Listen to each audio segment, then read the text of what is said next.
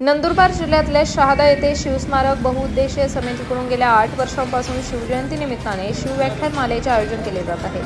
यंदा देखील 3 दिवसीय व्याख्यानमालेचे आयोजन करण्यात आले आहे।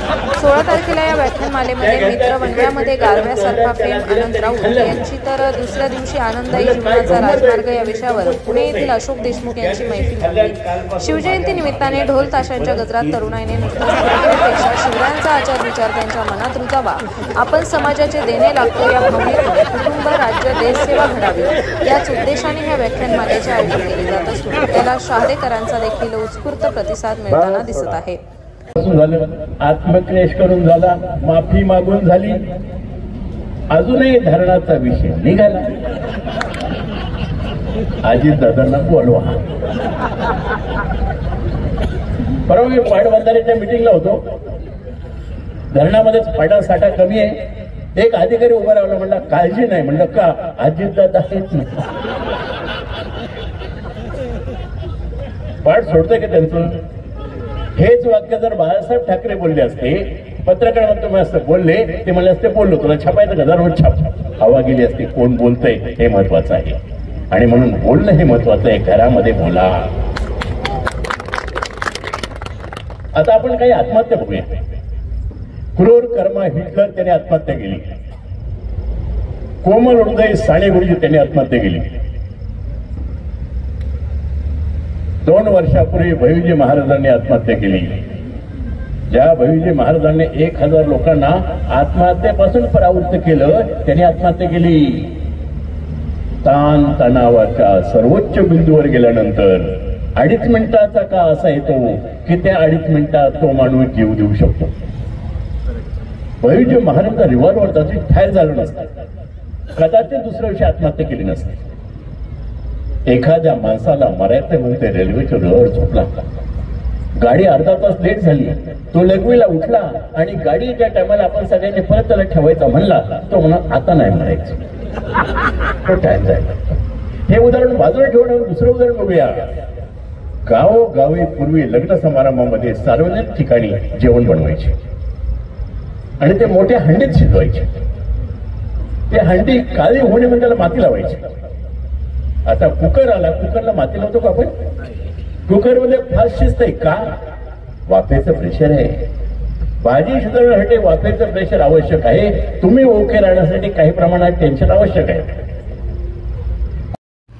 शिवव्याख्यानमाला समिती शहाद्याच्या वतीनं गेल्या 8 वर्षापासून दरवर्षी छत्रपती शिवाजी महाराज यांच्या जयंतीनिमित्त व्याख्यानमालेचं आयोजन करण्यात येत असतं।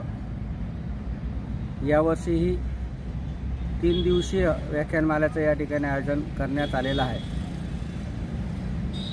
व्याख्यानमाला समितीचा हे आयोजन करण्यामध्ये शुद्ध असा उद्देश असा आहे की आजची तरुणाई ही ढोलताशांच्या गजरात नाचून धुंद होण्यापेक्षा राजे छत्रपती शिवाजी महाराज यांचा इतिहास, त्यांचा आचार, त्यांचा विचार त्यांच्या मनात भिदावा आणि दैनंदिन जीवनात, कौटुंबिक जीवनामध्ये त्याचं अनुकरण करून आपण ज्या समाजाला जन्माला आलो त्या समाजाचा आपण देणं लागतो या भावनेतनं हे विचार आत्मसात करून या आजच्या धगाधगीच्या जीवनात कुटुंब असल होऊन आपली या देशाची, राज्याची, गावाची सेवा घडवावी आणि एक आदर्श घ्यावा याच उद्देशातून ही व्याख्यानमालेचं आयोजन आमची समिती करत असते आणि याला चांगल्या प्रकारचा प्रतिसाद या ठिकाणी लाभत असतो।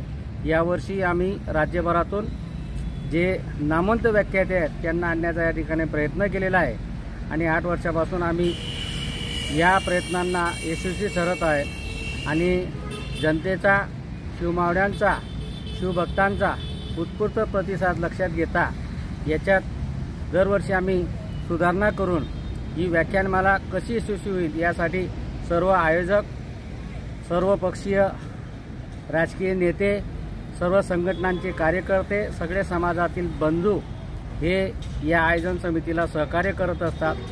आयोजन समिती ही एक नाममात्र आमची एक समिती जरी असली तरी सर्व छत्रपती शिवाजी महाराजांना मानणारा प्रवर्ग यात सहभागी होतो याचा आम्हाला आनंद आहे। आणि म्हणूनच आपल्या माध्यमानं मी तमाम शहादा शहर आणि तालुक्यातील वासियांना विनंती करतो की आपण या व्याख्यानमालेचा लाभ घ्यावा आणि आचार आणि विचारांची देवाणघेवाण करून आपण ही मालिका यशस्वी करून याचा आदर्श घ्यावा अशी मी विनंती करतो।